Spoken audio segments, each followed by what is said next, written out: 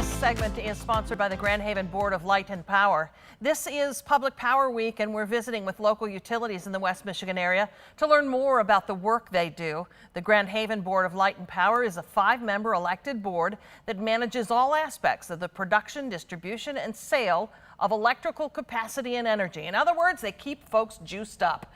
General Manager David Walters works with that board to get this critical work done, and he joins us now. Welcome. Good to have you here. Well, thank you. It's good to be here. Tell me about Grand Haven Board of Light and Power. Okay, Grand Haven Board of Light and Power is what we call a public power utility. There's 2,000 public power utilities around the country, similar to us. They're local utilities that are owned by the municipality that they serve. They're locally controlled, not for profit, and they provide the power to the community.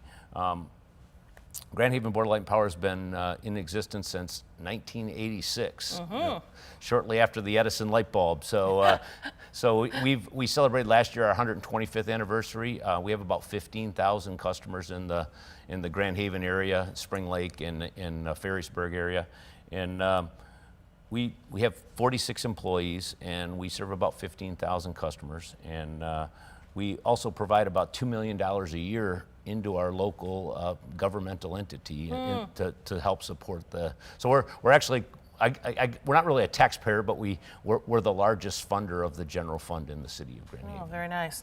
I know that across the country, public utilities are celebrating Power Week. What Public Power Week, right? What is that? Well, most people in the United States get their power from privately owned utilities or rural electric cooperatives, and not very many people even really kind of realize that their city may be their power supplier. In Michigan, we have 40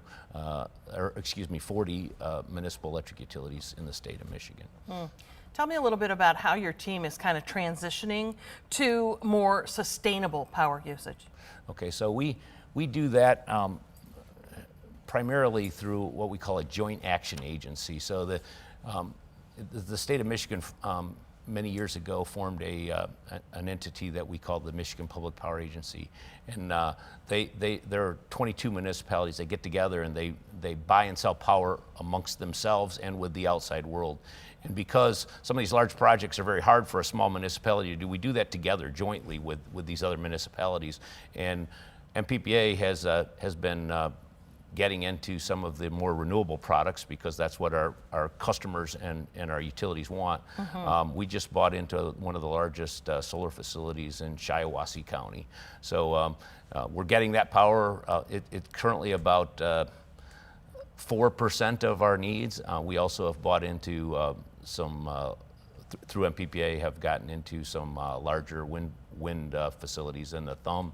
And for many years, we also bought a lot of landfill gas. So that's that renewable product that augments our other more traditional sources. All kinds of options probably in the offing that we're going to learn about as time goes by. I read that Grand Haven actually retired its power plants in 2020. So how does the city get its power? So we were one of the last utilities that generated the majority of the power that we sold through 2020. We had a coal-fired plant that was about 70 megawatts, and that was about the same amount of power that our city used on peak. So we generated the majority of that power.